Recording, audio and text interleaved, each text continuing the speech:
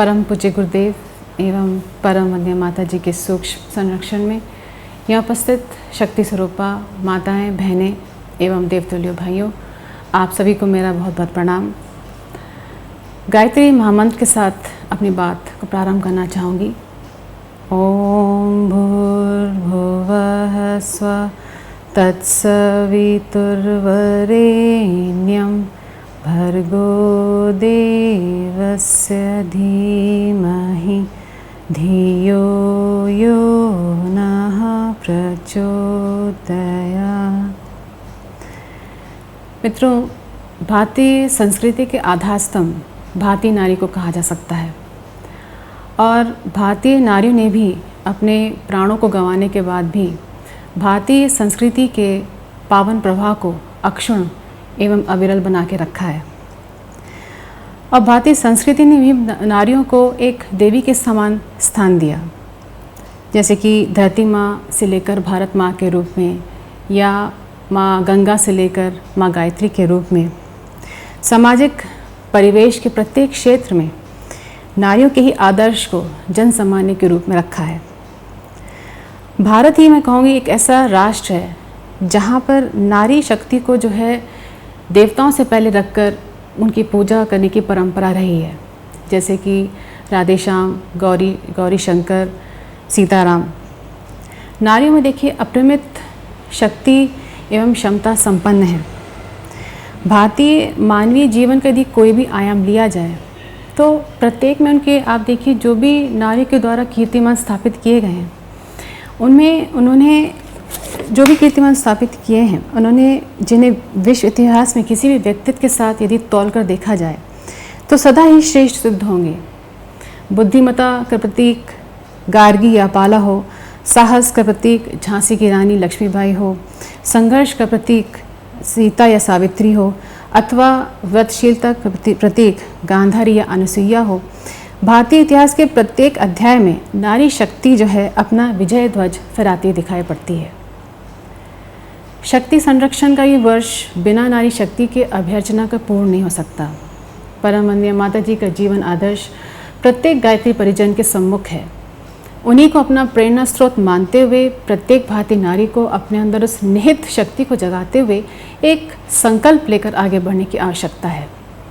वैसे देखा जाए अभी जो मैंने उदाहरण दिए, अनेकों ऐसी नारियां जिनके जीवन से, जिनके व्यक्तित्व से हमें बहुत कुछ सीखने को मिलता है, बहुत प्रेरणा मिलती है। सबसे बड़ा उदाहरण मैं कहूँगी वंद्य माता जी का है।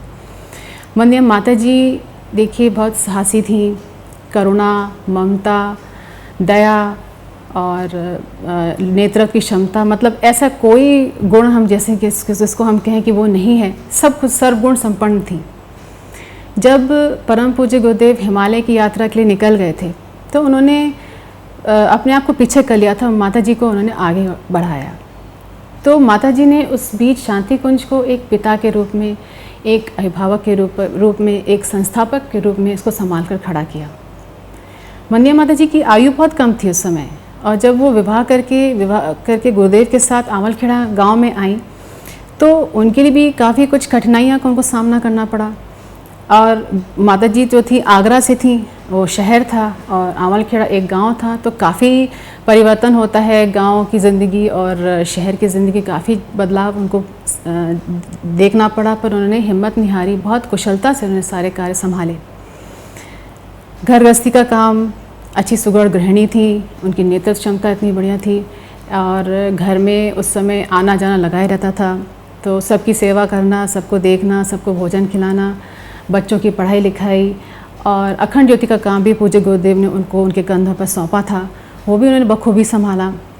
और उस समय तो ये था कि अखंड ज्योति की जो पत्रिका जो छपती थी, उस समय तो पेपर भी नहीं होते थे जो तुरंत छपे और उसका प्रिंट निकल आए। तो माताजी ही स्वयं कागज़ को कूटती थी, गलाती थी, सुखाती थी और फिर उसी पे हैंड प्रेस मशीन होती थी, उस पर उसको चढ़ाकर फिर पत्रिका छपा करती थी।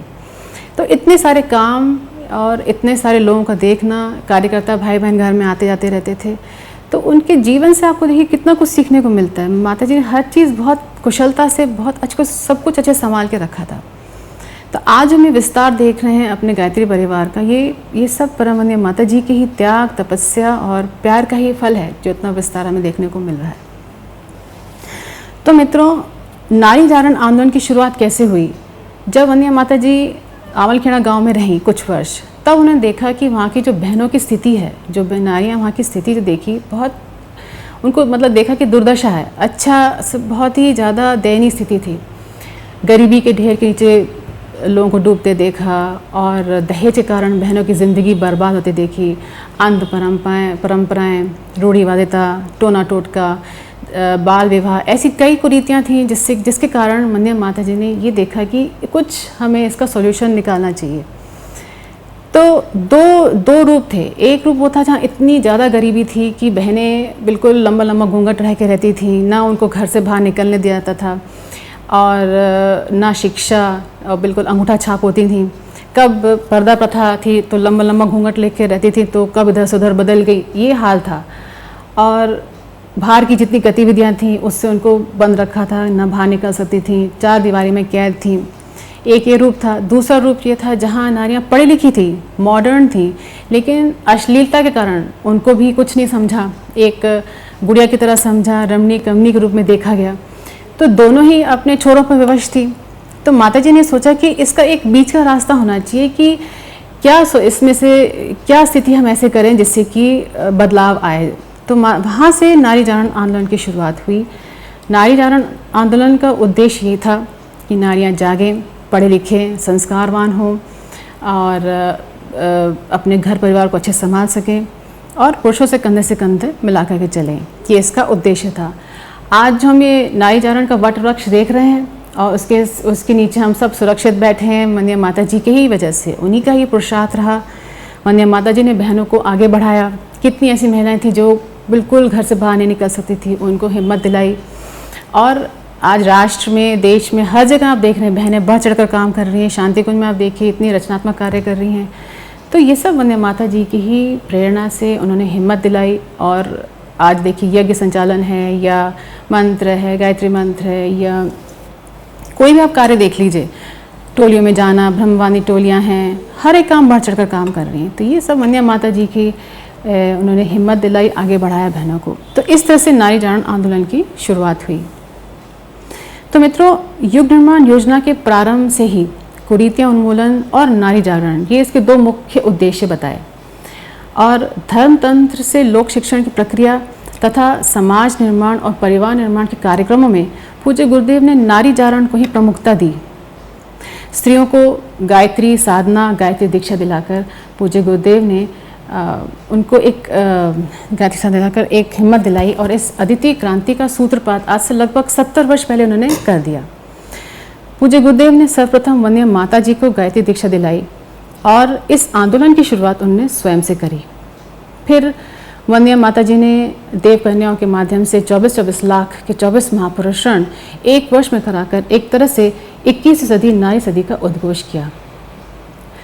ये जो समय था, जिस तरह से भगवान पूज्य गुरुदेव ने नारी जागरण आंदोलन का जो कदम उठाया, ये ठीक उसी के समतुल्य था जैसे कि भगवान राम ने अहिल्या का उद्धार किया था, ये ठीक उसी की तरह था। तो जब आज से लगभग 50 वर्ष पूर्व देव कन्याओं के द्वारा जन जागरण के कारण, तो पूज्य गुरुदेव ने उनके अंदर ये आत्मविश्वास दिलाया कि परिवार निर्माण और समाज निर्माण में उनको बराबर का योगदान देना होगा। और प्रगतिशील जागृत नारी के द्वारा सुसंस्कारिता, पवित्रता, पावनता, शीतलता और संवेदना की गंगोत्री का ऐसा प्रभाव उमड़ा कि देखते देखते समाज में क्रांति छा गई। तो अब जो पद्दलित नारी थी वो भी अपनी आवाज़ उठाने में सक्षम हुई, वो भी उसने हिम्मत उसके अंदर आ गई और उसने अपनी आवाज़ उठाई। और आज जो हम ये देख रहे हैं महिलाओं को इसके शिक्षा के और रोजगार के बराबर के अवसर प्राप्त हो रहे हैं, इसके पीछे परम पूज्य गुरुदेव की ही मौन क्रांति का बड़ा ही महत्व था। तो इसके समांतर अनेकों क्रांतियाँ हुई, जैसे कि आदर्श विवाह, बिना दहेज की शादियाँ, और हमारे कार्यकर्ता भाइयों बहनों ने इसका बड़ा ही अतुलनीय उदाहरण समाज में प्रस्तुत किया।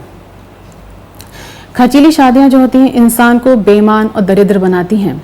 इसके पीड़ा को पूज्य गुरुदेव ने समझा, हमारे परिजनों ने समझा और अनेकों आदर्श विवाह संपन्न कराए। इसके माध्यम से जो समाज में एक बड़ा अच्छा संदेश गया कि लड़की का धरती पर जन्म लेना या किसी घर परिवार में जन्म लेना कोई दुर्भाग्य नहीं बल्कि एक सौभाग्य ही होता है। इसके अलावा दूसरी क्रांति जो गुरुदेव ने कराई वो थी कन्या भ्रूण हत्या के प्रति रोकने के लिए। उन्होंने कई हमारे मिशन के कार्यकर्ता और भाई बहनों ने इस कार्य को अपने हाथ में लिया और इसमें भी लोगों की मानसिकता में बदलाव आया, लोगों की सोच में बदलाव आया कि बच्चियों को गर्भ में जन्म से पहले उसको ख़त्म कर दिया जाए, मार दिया जाए। ये सोच भी बदली कि भाई अगर लड़का घर का चिराग हो सकता है तो लड़की भी घर की चिराग हो सकती है। सिर्फ दहेज के कारण एक बच्ची को मार देना या फिर ये सोचना कि एक बोझ है, ये सब कार्य हमारे मिशन के लोगों ने और गुरुदेव के माध्यम से बहुत बदलाव आया और काफ़ी इस क्रांति में भी सफलता मिली। तो दहेज की भी बात आई तो दहेज की मैं एक छोटी सी बात बताना चाहूँगी कि दहेज परंपरा शुरू कैसे हुई। अब देखिए, एक ज़माना ऐसा था जब जो माँ बाप जो थे अपनी बच्ची की जब विदा होती थी शादी के समय, उसको एक उपहार के समान बर्तन हैं या कपड़े हैं इस तरह से दिया करते थे। तो ये जिसको हम बोलते थे स्त्री धन। लेकिन हुआ क्या, लड़के वालों ने सोचने लगे कि अरे वाह ये तो बहुत अच्छी बात है, हमें बहुत कुछ सामान मिल रहा है, तो उसको जो है उन्होंने अपना हक मानना शुरू कर दिया। और दहेज, जहाँ भी शादी होती तो दहेज के रूप में हमें ये सामान चाहिए वो सामान चाहिए, मांग बढ़ती चली गई, लालच बढ़ता चला गया। तो ये जो था इसका नाम फिर हो गया दहेज के नाम से बोलने लग गए। लेकिन मुख्य बात यह है कि उपहार की तरह माँ बाप अपनी बच्चियों को खुशी खुशी देते थे कि बेटी अब जा रही है तो हम विदा कर रहे हैं, हम उसको एक उपहार दे रहे हैं। आगे का दौर बढ़ा तो लालच और बढ़ता गया, इस तरह से फिर हत्याएं शुरू हो गई और कन्या भ्रूण हत्या शुरू हो गई। तो ये जो आज कुछ ऐसे स्थान हैं भारत में, आप देखेंगे कि जहाँ लड़कों के जो डिग्री के हिसाब से, उनके पढ़ाई लिखाई के हिसाब से वो दहेज मांगते हैं। अगर लड़का सरकारी नौकरी कर रहा है या डॉक्टर है या डिफेंस है तो उसके हिसाब से दहेज मांगा जाता है। मतलब आश्चर्य की बात है कि ये नहीं सोचते कि माँ बाप इतना पैसा कहाँ ला के देंगे। लड़के वाले के माँ बाप बोलते हैं कि हमने अपने बच्चे को इंजीनियर बनाया है, हमने 5 लाख खर्च किए, इतने खर्च किए, तो हम आपसे इतना पैसा मांगते हैं। लड़की के माँ बाप कहाँ से ला कर देंगे? ऐसा तो है नहीं कोई पेड़ लगाए कि कहीं से तोड़ो और पैसे दे दो। तो ये जो चीज़ है ये समाप्त होनी चाहिए समाज में। ये हम एक वो मना लिया है एक रूल जैसे कि अगर लड़का पढ़ा लिखा है, बहुत एजुकेटेड है, तो उतना ही हमें पैसा मिलना चाहिए। आगे का दौर बढ़ा, जब आगे के दौर में क्या हुआ कि माँ बाप ने सोचा कि अब हम अपने बच्चियों को मजबूत बनाएं, तो उन्होंने पढ़ाना लिखाना शुरू किया। तो बच्चियाँ पढ़ लिख गई, अब इतनी काबिल हैं कि वो लड़कों से ज़्यादा भी कमा रही हैं। तो अब जो प्रश्न उठते हैं समाज में कि सबसे पहले प्रश्न उठता है कि लड़कियां अगर ज़्यादा कमा रही हैं लड़कों से भी ज़्यादा, तो उनसे दहेज की उम्मीद क्यों? दूसरा प्रश्न ये है कि इक्वल कमा रही हैं, सब कुछ कर रही हैं, अफसर हैं, डॉक्टर हैं, प्रोफेसर हैं, तो उनसे घर के कामकाज या ऐसे कामकाज से उम्मीद क्यों? भाई अगर वो उतना बराबर कमा रही हैं तो लड़के भी अब काम कर सकते हैं, साथ साथ काम किया जा सकता है। और तीसरा प्रश्न ये है कि अगर डबल ट्रिपल कमा रही हैं, ऊंचे पद पर आसीन हैं, तो फिर ऐसा भी हो सकता है कि एक समय ऐसा है कि लड़कों वालों से दहेज मांगा जाए। तो ये प्रश्न जो है समाज में उठते हैं, ऐसा क्यों है? जब बराबर के हकदार हैं तो जो इक्वलिटी क्यों नहीं आ सकती? दहेज जैसे अभिशाप हमारे समाज में क्यों नहीं समाप्त हो रहा?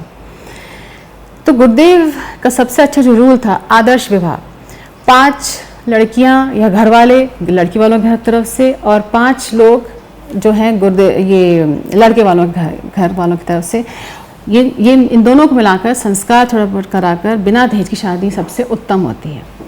तो दहेज परंपरा हमें समाप्त करनी चाहिए। जो समस्या अभी भी देखने को मिल रही है, बच्चियों की जो है ऐसे कदम उठा लेती हैं कि कूद के आत्महत्या कर लेती हैं, या इतना टॉर्चर उनके साथ किया जाता है कि उनको ये सब कदम उठाने पड़ते हैं। तो ये सबसे उत्तम जो था गुरुदेव ने जो आदर्श विवाह परंपरा बनाई सबसे अच्छी थी। तो ये सब चीज़ें जो मैंने आपको बताई, कुरीतियाँ, ये सब जो नारी जागरण आंदोलन कैसे शुरुआत हुई, इसका ये मैंने छोटा सा आपको संक्षेप में बताया। आज हम देख रहे हैं कि 21 सदी नारी सदी में महिलाएं बढ़ चढ़कर काम कर रही हैं। ऐसा कोई क्षेत्र नहीं बचा जिसमें हम कहें कि ये कार्य पुरुष कर रहा है तो ये नारी नहीं कर सकती। अभी भी इतने ओलंपिक्स में गोल्ड मेडल जीत के आई हैं और नेवी में है, डिफेंस में है। मतलब ऐसे कार्य जो हम सोचते थे कि केवल पुरुष ही कर सकता है, नारी नहीं कर सकती, तो ये तो बिल्कुल असंभव सी बात है। हर चीज़ इक्वल हो रही है। घर का काम, बाहर का काम बखूबी कमा रही हैं और बहुत अच्छे से ऊंचे पद पर आसीन हैं। लेकिन इन सब के बावजूद 21 सदी में अच्छाइयाँ भी हुई हैं, बुराइयाँ भी हैं। अच्छाई ये हुई कि भाई स्वतंत्रता मिली, आप ऊंचे पद पर आसीन है, सब कुछ है, लेकिन उसमें नेगेटिविटी भी है। बहुत स्वतंत्रता के कारण अत्याचार भी बढ़ गए हैं, बहुत गलत चीज़ें हो रही हैं, शोषण बढ़ गया है। लेकिन अभी भी कुछ ऐसे क्षेत्र हैं जहाँ नारियों को जैसे पुराने ज़माने की तरह वैसी स्थिति दिखाई पड़ती है। अभी बाल विवाह हो रहा है, अभी भी दहेज समस्या हैं। तो ये चीज़ें जो क्षेत्र में अभी दिखाई पड़ रही हैं, जो पिछड़ापन है, पिछड़े क्षेत्र हैं, जैसे आप कस्बे ले लीजिए, ज़िले ले लीजिए, जहाँ अभी भी ये बहनों के साथ स्थिति हो रही है, वो सब हटाने की आवश्यकता है, वो सब हमें सुधारने की आवश्यकता है। तो परम पूज्य गुरुदेव ने कुछ सूत्र दिए जो हम अगर जन जन को लोगों को बता सकें तो हम ये समस्याओं से मुक्ति पा सकते हैं। सबसे पहला सूत्र गुरुदेव ने दिया वो है कि मानव समाज में न्याय को जीवंत बनाए रखना। तो नारी क्या चाहती है? नारी ये चाहती है कि उसको किसी की दया या कृपा का पात्र नहीं बनना है, मतलब न्याय चाहिए उसके साथ। यदि वो कमज़ोर है, यदि वो अनपढ़ है, अशिक्षित है या दुर्बल है या जो भी कोई भी कारण है, गरीब है, इसका मतलब ये नहीं कि उसके साथ कैसा भी व्यवहार किया जाए, उसको मारा पीटा जाए या उसके साथ गलत गाली गलौज की जाए। अगर वो ससुराल नहीं जाना चाहती, उसके बाल घसीट कर उसको पुलिस के माध्यम से या किसी के माध्यम से उसको घसीट के मारा जाए, ले आ जाए। तो नारी कहती कि मुझे न्याय दिलाओ, मैं अन्याय क्यों सहूँ? सिर्फ मैं गरीब हूँ या कमज़ोर हूँ तो मेरे साथ कैसा भी व्यवहार किया जाए, ये गलत है। तो गुरुदेव ये कहते हैं कि सबसे पहला है कि नारी जो है न्याय चाहती है, अन्याय उसके साथ नहीं होना चाहिए। पति शराब पी के आ रहा है और आते ही उसको मारने लगता है, खाने में नमक नहीं है तो थाली पटक देता है, ये सब वो क्यों से है? तो ये पहला गुरुदेव ने बताया कि मानव समाज में जो है न्याय को जीवन बनाए रखना है। और तो पहला सूत्र गुरुदेव ने ये बताया। दूसरा सूत्र गुरुदेव ने कहा कि परिवार में शालीनता हो। अगर घर का माहौल अच्छा नहीं है, हर समय लड़ाई झगड़ा हो रहा है या पत्नी गाली गलौज कर रही है, पति गाली गलौज कर रहा है, लड़ाई हो रही है, तो ये सब संस्कार बच्चों में पड़ते हैं। बच्चे भी फिर वही सब सीखते हैं, बच्चे भी फिर उनकी भी ऐसी खराब आदतें पड़ जाती हैं। तो कोशिश हमें करनी चाहिए घर में माहौल अच्छा हो, अच्छे सुसंस्कारी नारी होगी तो शिक्षित होगी, पढ़ी लिखी होगी तो घर की व्यवस्था अच्छे संभालेगी, बच्चों को अच्छे संस्कार देगी। कुसंस्कारी नारी होगी तो उतनी लड़ाई झगड़ा होगा या मारपीट हो रही है, तो ये सब वातावरण खराब होता है। तो गुरुदेव ये कहते हैं कि परिवार में शालीनता होनी चाहिए, इसके लिए जिससे कि बच्चों के संस्कार और आने वाली पीढ़ी हमारी समुन्नत हो, अच्छी हो। तीसरा गुरुदेव ने बताया कि भावी पीढ़ी समुन्नत हो। आज की पीढ़ी देखिए बहुत दिशाहीन दिखती है। माँ बाप भी कहते हैं कि हमारे बच्चों को अच्छे संस्कार नहीं मिल रहे और गलत राह पकड़ लेते हैं। अब गलत मार्ग पकड़ लेते हैं तो वो बिगड़ते हैं और ना घर में ऐसे ढंग से रह पाते हैं, ना बाहर ढंग से रह पाते हैं। तो उनको मार्गदर्शन कौन दे? अब देखिए, नारी ही होती है सबसे पहले जो उंगली उठती है नारी पे ही उठती है कि नारी ही ने अच्छे संस्कार नहीं दिए होंगे। जबकि आज समाज में इतना कुछ टेक्नोलॉजी के कारण आप देख लीजिए, इतना कुछ बदलाव आ गया है कि आदमी चाहकर भी सुधारना भी चाहे तो नहीं सुधर पाता, क्योंकि इतने गलत नेगेटिविटी इतनी ज़्यादा है, इतना गलत मोबाइल के माध्यम से गलत चीज़ें सीख रहे हैं या गलत संगति के कारण गलत चीज़ सीख रहे हैं। तो ये सब हमें कंट्रोल में करनी है। और नारी क्या कर सकती है? जब गर्भ से लेकर 5 वर्ष की आयु तक कहते हैं कि बच्चा जो है सबसे ज़्यादा करीब माँ के ही होता है, तो शुरू से ही इसको कोशिश ये करनी चाहिए माँ को कि बच्चे को गर्भ में जब बच्चा हो अच्छे संस्कार, अच्छी पुस्तक पढ़े, अच्छी गुरुदेव माता जी की स्वाध्याय पुस्तक स्वाध्याय करें, अच्छे गाने सुने, अच्छी बातें करें, तो ही उस बच्चा जो है अंदर सब कुछ सुनता है। माँ जो कर रही होती है सब कुछ सुनता समझता है। तो हमें कोशिश करनी चाहिए, प्रयास करना चाहिए कि हम अच्छी चीज़ें शुरू से ही करें जिससे उसके अंदर संस्कार अच्छे बढ़ें। हम म्यूज़िक सुन रहे हैं, पार्टी कर रहे हैं या ड्रिंक कर रहे हैं, कुछ कर रहे हैं, उसका प्रभाव बच्चे पड़ता है। वो सब देख सुन रहा है, कर रहा है, तो वैसे ही इंसान बनता है। तो कोशिश हमारा ये होनी चाहिए कि बच्चा गर्भ है तभी से ही उसको हम अच्छे संस्कार दे सकें। अब उदाहरण के लिए सती मदालसा ने अपने बच्चों को ब्रह्मज्ञानी बनाया था। विनोबा ने अपने बेटों को बहुत नररत्न बनाया था। सुभद्रा ने अभिमन्यु को और कौशल्या ने भरत को, जीजाबाई ने शिवाजी को। कितने अनेक उदाहरण हैं जिनके बच्चे जो हैं समाज में आज भी उनके नाम ले जाते हैं, जिनको नररत्न बनाया। तो कोशिश यदि हम भी कर रहे हैं तो हम भी अपने बच्चों को क्या से क्या नहीं बना सकते, पर प्रयास हमें करना पड़ेगा। तो ये कुछ सूत्र गुरुदेव ने दिए इसके अलावा नारी शिक्षित हो, स्वस्थ हो, और आज का सुरक्षा है, जैसे आज का माहौल हम जैसे बहुत जैसे कह रहे हैं ना, बहुत बिगड़ रहा है, ना तो छोटी बच्ची सुरक्षित है, ना बड़ी कोई वृद्धा महिला सुरक्षित है। तो अपनी सुरक्षा स्वयं करनी है। उसके लिए चाहे आप घर में कुछ मार्शल आर्ट सीखें, कराटे सीखें, कुछ भी सीखें जिससे कि आप अपने आप को स्ट्रांग बना सकें, बाहर की दुनिया को फेस कर सकें। तो ये सब चीज़ गुरुदेव ने बताई। संस्कारवान हो, स्वावलंबी होगी, अपने पैरों पे खड़ी होगी तो 2 पैसे कमाएगी, उससे अंदर आत्मविश्वास बढ़ेगा। तो ये सब चीज़ें हमें अगर ध्यान दें तो जो अभी भी समाज में जो गलत चीज़ें महिलाओं के साथ हो रही हैं उसमें हम बदलाव ला सकते हैं। तो मित्रों, महिला सशक्तिकरण का बहुत आसान शब्दों में इसको परिभाषित किया जा सकता है कि नारी को शक्तिशाली बनाना है, जिससे कि वो समाज में और परिवार में अच्छे से रह सकती है, और उसको जो अधिकार उसको समाज में मिलने चाहिए, इसके लिए उसको अपनी योग्यता और क्षमता को बढ़ाना चाहिए, और अपने जीवन से जो जुड़े जो भी फैसले हैं उसको वो ले सकती है। तो अपनी क्षमता योग्यता बढ़ाएगी, आगे बढ़ेगी तो ही अपने आप को बदल सकती है, मजबूत कर सकती है। माननीय नरेंद्र मोदी जी का एक वाक्य मुझे याद आता है। उन्होंने ये वाक्य अपने किसी महिला दिवस पे कहा था कि यदि देश की तरक्की करनी है तो अपनी भारत की महिलाओं को सशक्त बनना होगा। तो जब नारी अपने कदम आगे बढ़ाएगी तो गांव बदलेंगे, परिवार बदलेगा, और जो राष्ट्र है उसका विकास होगा। तो ये माननीय मोदी जी ने कहा था, कितना अच्छा कहा था कि यदि नारी को सशक्त जब होगी तभी ये सब बदलाव हमारे राष्ट्र में होंगे। वैसे तो बहुत अच्छा सब कुछ बदलाव हो रहा है, लेकिन दोनों मिलकर करें तो और अच्छा बेहतर होगा। तो मैं ये कहना चाहूँगी, हमारे शास्त्रों में एक वाक्य आता है, उद्धरेत आत्मनम नात्मनम अवसदेत, अर्थात अपनी रक्षा स्वयं करिए, अपना उद्धार स्वयं कीजिए। जिन बेड़ियों से आप बंधी हैं उससे मुक्ति पाने के लिए आपको ही हिम्मत करनी पड़ेगी, आपको ही मजबूत होना पड़ेगा। इन अंध परंपराओं से, अंधविश्वासों से मुक्ति आपको ही लानी पड़ेगी। आप किसी के भरोसे मत बैठिए कि वो कोई आएगा और हमारी मदद करेगा, हमें सुधार देगा। नहीं, आपको अपने आत्मविश्वास अपने अंदर लाना ही पड़ेगा। कुछ करना है तो आपको स्वयं अपने वो हिम्मत लानी पड़ेगी, तो ही आप कुछ कर सकोगे। अभी कुछ लोग बहनें जो घबरा जाती हैं, डर जाती हैं कि हमसे कार्य नहीं हो सकता, वो नहीं हो सकता। नहीं, जब तक अपना मन को मजबूत नहीं करेंगी, अपना मनोबल नहीं आप बढ़ाएंगी और सिर्फ गुमसुम बैठ के घर में बैठ जाएंगी तो उससे काम नहीं चलेगा। आपको अपने आप को बहुत स्ट्रांग बनना पड़ेगा, तब जाके आप कोई कार्य करें और उसके लक्ष्य पे आप बढ़ें तो आपको सफलता ज़रूर मिलेगी। तो मित्रों, मैं अंत में बस यही कहना चाहूँगी कि महिलाएं कोई कमज़ोर नहीं है, अपने अंदर बस अपने आप को पहचानने की आवश्यकता है, हिम्मत लाने की आवश्यकता है। और हम देख ही रहे हैं हमारे शांति कुंज से लेकर देश भर की, दुनिया भर की महिलाएं कितना बढ़ चढ़ कर काम कर रही हैं।